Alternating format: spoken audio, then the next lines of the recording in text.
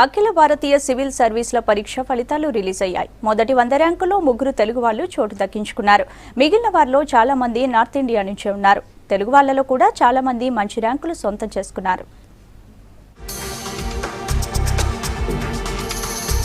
Civils పరీక్ష ఫలితాలను కేంద్రం విడుదల చేసింది. మొదటి అటెంప్ట్లోనే పక్కా ప్రిపరేషన్తో ఎగ్జామ్ అటెండ్ అయిన ఢిల్లీ అమ్మాయి టీనా దాబీ నేషనల్ ఫస్ట్ ర్యాంక్ సొంతం చేసుకున్నారు. దీంతో ఢిల్లీకి చెందిన టీనా ఇంట్లో పండుగ వాతావరణం కనిపించింది. I am surprised, but at the same time so happy. I'm so ecstatic. I can't even begin to tell you.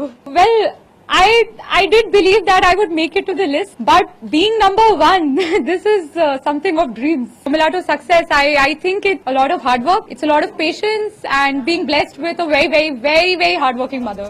సరిహద్దు రాష్ట్రం జమ్మూ కాశ్మీర్ కు చెందిన అమీర్ సివిల్స్ లో సెకండ్ అటెంప్ట్ లో 2వ ర్యాంక్ సాధించారు.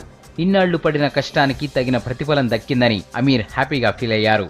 जहाँ तक रिजल्ट का सवाल है, I was not expecting second rank, but yeah, I was expecting that result would be very positive.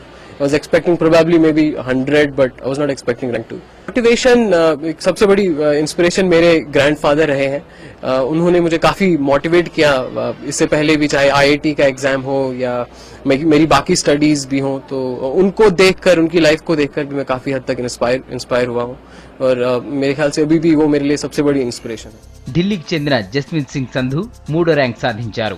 ఇక వారణాసికి చెందిన ఆర్తిక శుక్లా సివిల్స్ లో టాప్ 4th ర్యాంక్ దక్కించుకున్నారు. ఈ సందర్భాన్ని ఆర్తిక పేరెంట్స్, కుటుంబ సభ్యులు గ్రాండ్ గా సెలబ్రేట్ చేసుకున్నారు. आज मेरा रिजल्ट आया है. यूपीएससी में मेरी 4th रैंक आई है in my first attempt.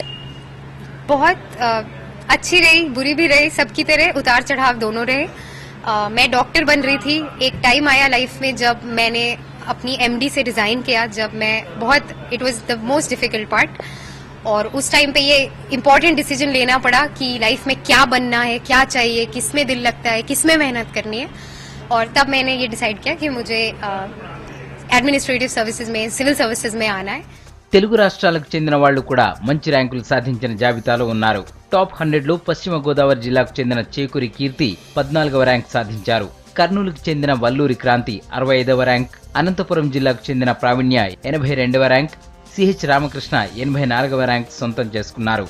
Civil service ఎగ్జామినేషన్లో 65 ర్యాంక్ వచ్చింది. నేను ప్రస్తుతం Indian revenue service income tax ట్రైనింగ్లో ఉన్నాను. ఇంజనీరింగ్ అయిపోయిన తర్వాత నేను ఎగ్జామ్ రాయడం స్టార్ట్ చేశాను. ఫస్ట్ అటెంప్ట్లో నాకు ఇండియన్ రైల్వే ట్రాఫిక్ సర్వీస్ వచ్చిందండి. సెకండ్ అటెంప్ట్లో Indian revenue service income tax వచ్చింది. ఇప్పుడు థర్డ్ అటెంప్ట్లో ఇండియన్ అడ్మినిస్ట్రేటివ్ సర్వీస్ వచ్చిందండి. మన రాష్ట్రం నుంచి జొన్నలగడ్డ స్నేహజ 103వ ర్యాంక్, నల్లగొండకు చెందిన గుంటుపల్లి వరుణ్ 183వ ర్యాంక్ సాధించారు. 2011 నుంచి అటెంప్ట్ చేస్తున్నానండి. 2013 ఇంటర్వ్యూకి వెళ్ళాను, 2014 ఇంటర్వ్యూకి వెళ్ళాను. ఇది థర్డ్ ఇంటర్వ్యూ యాక్చువల్లీ. ఈ ఎగ్జామ్ కొంచెం అన్ప్రెడిక్టబుల్ యాక్చువల్లీ. సో స్పెసిఫిక్గా ఏం చెప్పలేవు. ఓకే అని కొంచెం సబ్జెక్టివ్నెస్ ఉంటుంది అనమాట మెయిన్స్ ఇంటర్వ్యూలలో.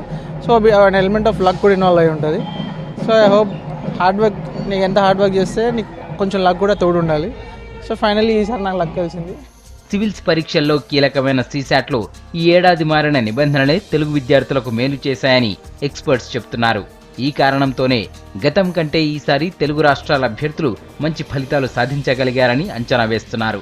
ఇక దేశవ్యాప్తంగా సివిల్ సర్వీసెస్ కు ఈ ఏడాది 1078 మంది ఎంపికయ్యారు. అందులో జనరల్ విభాగంలో 499, ఓబీసీ నుంచి 314, ఎస్సీల నుంచి 176, ఎస్టీల నుంచి 89 మంది ఉన్నారు. మరో 172 మంది వెయిటింగ్ లిస్టులో ఉన్నారు.